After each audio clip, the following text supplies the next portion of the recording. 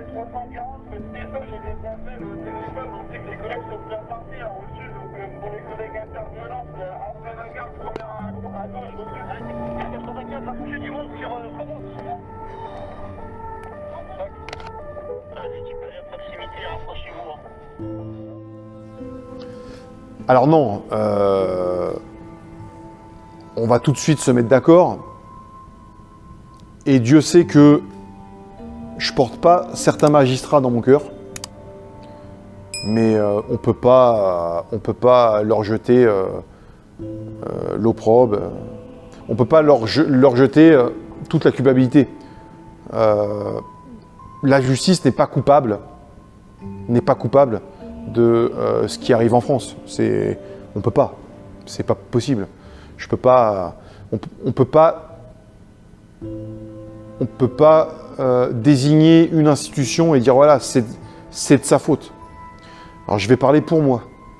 Moi, Alexandre, quand je me regarde dans la glace, je me dis, j'ai attrapé tel individu. Il était en train d'agresser une personne.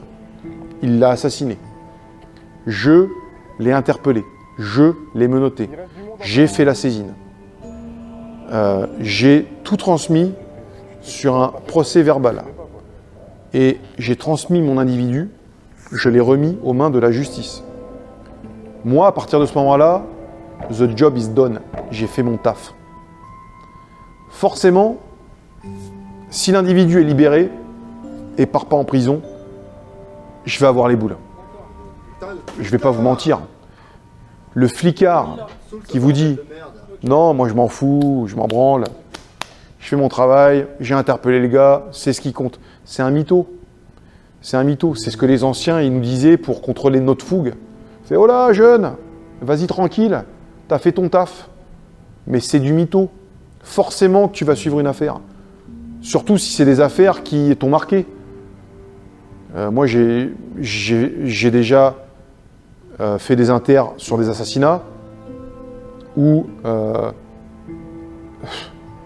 sur des vols avec violence horribles. Forcément, tu veux savoir ce qui s'est passé. Tu veux savoir si ton client, il est tombé. Et quand tu vois le résultat de certains procès, déjà qui sont pas en assises alors qu'ils devraient être en assises, qui vont en correctionnel. Alors les assises, c'est quand c'est des crimes, correctionnel, c'est quand c'est des délits. Bah déjà, tu as un peu les boules. Mais tu peux pas, comment dire, tu peux pas désigner la justice, les magistrats comme les seuls responsables. Alors forcément, hein, on a des magistrats qui sont des peintres. Soyons honnêtes, on a des magistrats qui font tout pour saccager notre travail. Il y en a, oui, il y en a qui nous détestent. Et je le dis face caméra, on a des magistrats, forcément, qui nous regardent, peut-être, qui nous détestent. Ils ne peuvent pas nous voir. Ils ne peuvent pas nous sentir. D'ailleurs, on a certains tribunaux qui sont spécialistes vis-à-vis de ça. Je vais parler de celui de Bobigny. On ne va pas en parler. Mais on a aussi des magistrats qui font leur travail avec intégrité et discernement, qui sont des gens bien, honnêtes, et qui n'émettent pas des jugements sur des décisions ou sur des convictions politiques. Parce que le problème de la justice en France aujourd'hui, il est là. On est face à des magistrats qui vont avoir du discernement, qui vont être intègres et impartiaux, et on a des magistrats qui vont se dire intègres et impartiaux, et qui vont émettre des jugements qui sont basés sur des convictions qui leur sont propres, qui sont des convictions politiques. Attention, on a des magistrats aussi qui émettent des jugements parce qu'ils ne peuvent pas faire autrement. Ça, j'en suis bien conscient. On n'a plus de place en prison. Et puis, ils ont aussi droit à leur jugement. Moi, je suis juge sur la voie publique, en ce qui concerne le contraventionnel. J'aimerais pas, et je n'aime pas qu'on me dise ce que j'ai à faire.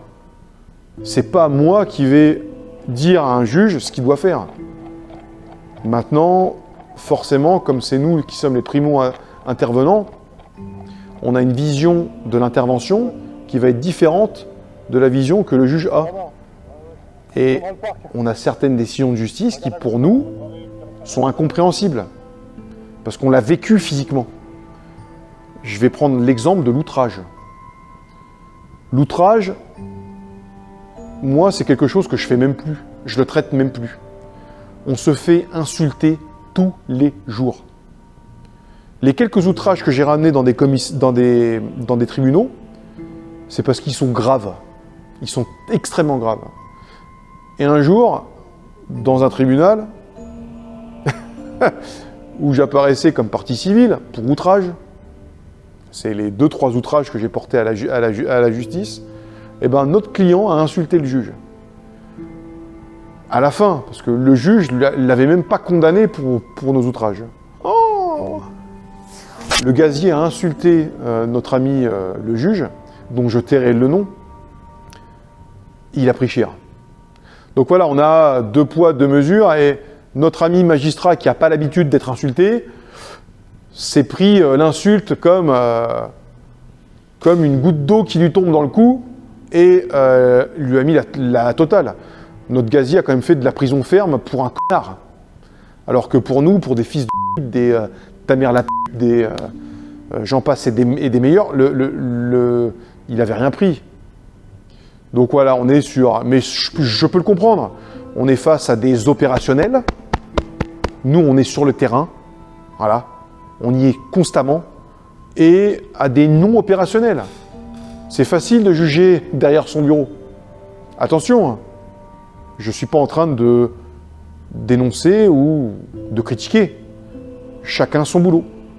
Il serait peut-être bon que certains magistrats, pas tous, hein, certains magistrats qui sont une minorité, nous écoutent, comme ils nous écoutaient dans les années 70 ou 80. Voilà, c'est ce que je pense. Le TN17 aux équipages sur Herblay, rue de Paris. Normalement entre le 18 et le 16, donc normalement c'est au 16. Possible VP en cours, la requérante a entendu prends la télé, et juste avant des beaux bruits de comme si on tapait dans la porte. Regarde, donc, ça Herblay,